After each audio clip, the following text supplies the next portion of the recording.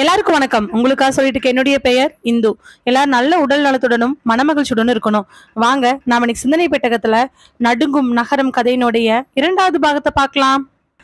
ஊதுகுழல்ல அடுப்பு எரிச்சிட்டு இருக்கக்கூடிய வனிதா, வனிதாக்கு பக்கத்துல வந்து உட்கார்ந்துருக்கக்கூடிய கீதா, எம்மோ எவ்வளோ நேரம் இங்க இருக்கணும், வாமா வீட்டுக்கு போலாம். ஆமாண்டி, இன்னைக்குதான் முதல்ல வேலைக்கு டியூட்டிக்கு வந்திருக்கிறேன். பிள்ளைகளுக்கு சோறு கூட போடாம நான் போனேன்னு வச்சுக்கோ, இன்னைக்கே சீட்டை கிழிச்சு மறுபடியும் திருநெல்வேலிக்கு தாட்டி விட்டுருவாங்க. அங்க போய் வேணா உன் மாமக்காட பிரபாகரனை கட்டிக்கிட்டு சுத்திக்கிட்டு தெரியறியா? என்னம்மா பண்ணட்டும் நான் என்ன கண்ணு பண்ணட்டும்? உனக்கு திங்கக்கிழமை தான் ஸ்கூலுன்ட்டாங்க. நீயுமே 2 நாளா என் கூட வந்துகிட்டு இருக்கிற, வீட்டுக்கு போனாலும் போக மாட்டேங்கிற. நான் என்ன பண்ணட்டும்? நீ வீட்டுக்கு போய் படுத்து என்ன ஆக போகுது? போய் படுக்கலாம்ல. போமா, நான்லாம் தனியா இல்ல. எனக்கு ரொம்ப பயமா இருக்கு. பக்கத்துல எந்த வீடும் கிடையாது. நான் வேற வந்த அன்னைக்கு கண்ட கனவு இன்னும் எனக்கு அப்படியே நெஞ்சுக்குள்ள பயத்தை கலப்புது. இங்க பாரு கண்ணு, இன்னைக்கு வெள்ளிக்கிழமையா வேற இருக்குது. ஏதோ ஹெச்எம் ஏஇஓலாம் வருவாங்க, அதனால இன்ஸ்பெக்ஷன் பண்ணுவாங்க. நீங்க இன்னைக்கு சாயங்காலம் 4:30 வரைக்கும் இருந்தாகணும்னு சொல்லிட்டாங்க. மா, டெய்லி மதியம் போயிடுவோம்ல, அப்புறம் என்ன இன்னைக்கு 4:30 மணி வரைக்கும்னு சொல்ற? அதுதான் ஏஇஓ வருவாராம்மா, அதனால சாயங்காலம் வரைக்கும் இப்படி உட்காந்துருக்க முடியாது. நீ வேணா வீட்டுக்கு போறதுனா போ.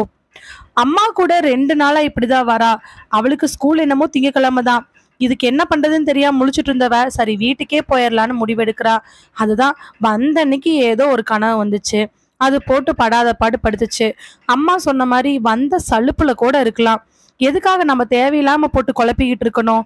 நாம போய் கம்முன்னு வீட்டுல நிம்மதியா படுத்துங்களான்னு சொல்லிட்டு அங்க செஞ்ச சாப்பாட்டையே கொஞ்சோண்டு கப்ல போட்டுக்கிட்டு வீட்டுக்கு வந்து சாப்பிட்டுட்டு பெட்ல படுத்தவளுக்கு அப்படி ஒரு தூக்கம்.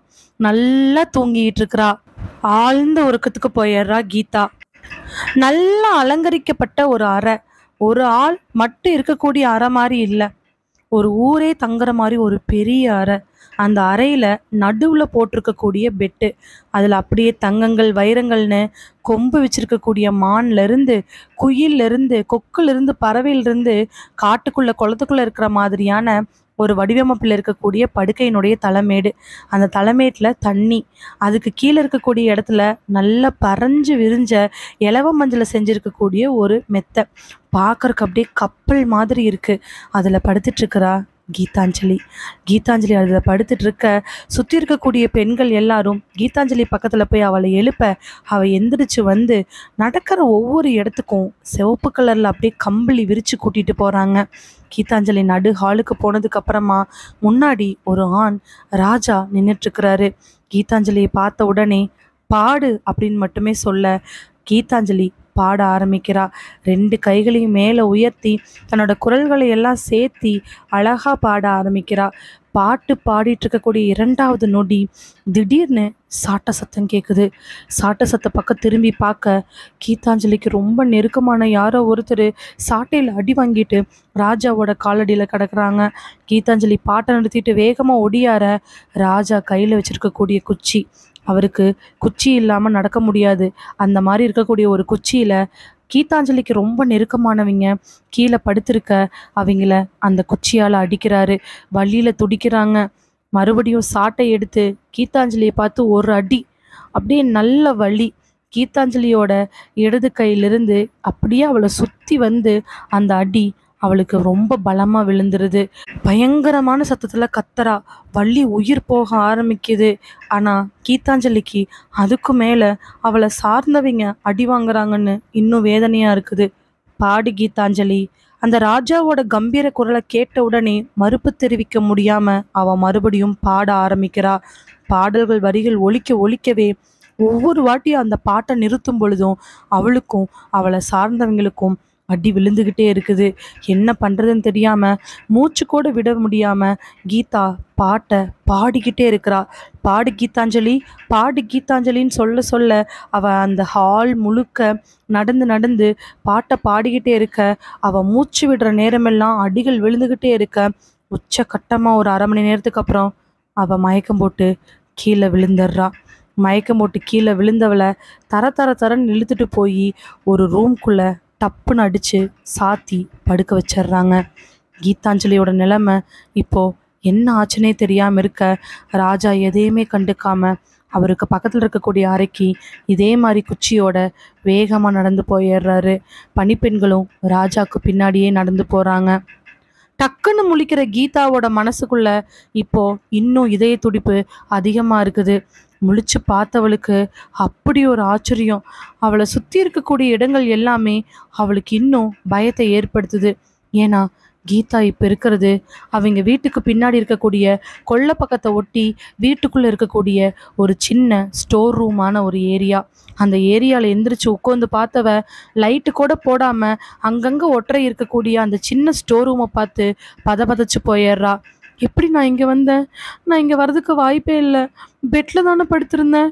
அப்போ நான் கண்ட கனவு அப்படின்னு சொல்லிட்டு திடீர்னு ஏதோ மாதிரி கையில் இருக்கேன்னு பார்க்க கையில் 2 இடங்கள்ல நல்ல தட்டிமனான காயங்கள் தெரியுது.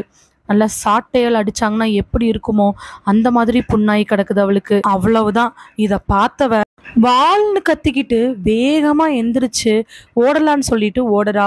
அந்த ரூம்ல இருந்து வெளியில வந்தவ அப்படியே வந்து பாத்ரூமை தாண்டி எகிரி குதிச்சு அந்த வீட்டு ஹாலுக்கு வந்து கதவை வேக வேகமா திறக்கிறா. ஆனா அவனால கதவை திறக்கவே முடியல. என்ன பண்றதுன்னு தெரியாம அவ சுத்தி முத்தி வீட்டை பார்க்க வீட்டுக்குள்ள அவளுக்கு ஏதோ ஒரு சத்தம் கேக்குது. ஆமா, காலடி சத்தம். காலடி சத்தத்தோட ஒரு சிரிப்பு சத்தம், கூடவே சலுப்புன்னு ஒரு சாட்டையோட சத்தம். இது கேட்டு முடிச்ச உடனே ஒரு பயங்கரமான அமைதி. வாட்சை பார்க்குறா. கரெக்டாக மத்தியானம் ஒரு 3-4 மணி தான் இருக்குது. இப்படி கூட ஒரு நேரங்களில் கனவு வருமா? நம்ம கண்ணை முழிச்சிருக்கிறோமா இல்லை தூங்கிட்டு இருக்கிறோமா அப்படின்னு கூட தெரியாமல் இருக்கும் பொழுது ஒரு சலங்க சத்தம். குதிரை ஒன்று காலில் சலங்கை கட்டிக்கிட்டு வேகமாக கணச்சிக்கிட்டே ஓடிட்டு இருக்குது. இந்த சத்தமெல்லாம் அவளுக்கு நல்லாவே காதில் கேட்குது. என்ன பண்ணுறதுனே தெரியாமல் வேக வேகமாக கதவை திறக்க கதவு இன்னும் திறக்கவே இல்லை. இந்த சத்தங்கள் எல்லாம் 2 நிமிஷம் தொடர்ந்து அப்படியே இருக்க அடுத்த நிமிஷம் ஒரு அமைதி. அமைதிக்கு அப்புறமா அவ காதில் கேட்ட குரல், கீதாஞ்சலி ஒரு பாட்டு பாடு. கீதாஞ்சலியோட முகமெல்லாம் அவளோட நெற்றியெல்லாம் வேர்த்து போய் மூச்சு மேலே கீழே அவளுக்கு பயங்கரமாக இழுக்க ஆரம்பிக்குது. அவகிட்ட ஃபோனும் கிடையாது. அம்மா கிட்ட இருக்கக்கூடிய பட்டன் ஃபோன் மட்டும்தான். அதுவும் அம்மா இப்போ மாமா இது கூப்பிட்டு தொந்தரவு பண்ணுவாங்களோ என்னமோ அப்படிங்கிறதுக்காக அந்த சிம் கார்டையே மாற்றி வச்சிருக்குது. எனக்கு வேற அந்த நம்பர் தெரியவே தெரியாது. அப்படினாலும் எப்படி பண்ணுறதுன்னு நினச்சிட்டு இருக்கும் பொழுது வீட்டுக்குள்ளே இன்னும் வரக்கூடிய சத்தம் அவளை மறுபடியும் கதிகலங்க செய்யுது. கீதாஞ்சலி ஒரு பாட்டு பாடு அப்படின்னு சொல்லி எதுவுமே பாடாமல் இருக்கும் பொழுது சாட்ட சத்தம் காதுக்கு நல்லாவே கேட்குது. இவ வேக வேகமாக போய் எல்லா தைரியத்தையும் ஒன்று சேர்த்தி கதவை திறந்து பார்க்க ஆப்போசிட்டில் சண்முகம் துணி தேய்க்கிற கடையில் தேய்ச்சிக்கிட்டு இருக்கிறாரு.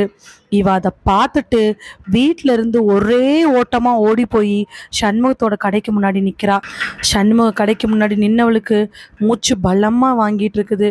நாக்கெல்லாம் வறண்டு போய் அவளுக்கு இருக்கக்கூடிய படபடப்பை சொல்கிறதுக்கு அவனால் முடியவே இல்லை. ஆனால் சண்முகம் அதை எதையுமே கண்டுக்காம கீழே குமிஞ்சு துணி அயன் பண்ணிட்டு இருக்கிறாரு.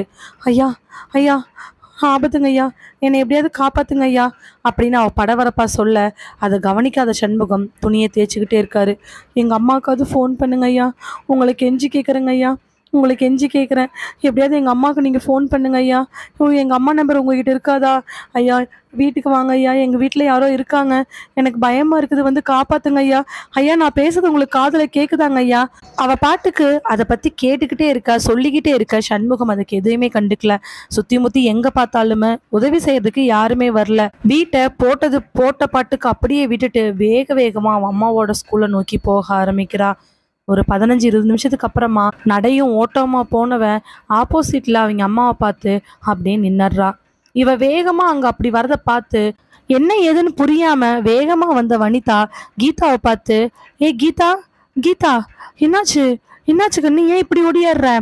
ரோட்ல ஆப்போசிட்ல வனிதாவை பார்த்த கீதா எதுவுமே பேசாம அப்படியே நின்னுடுறா.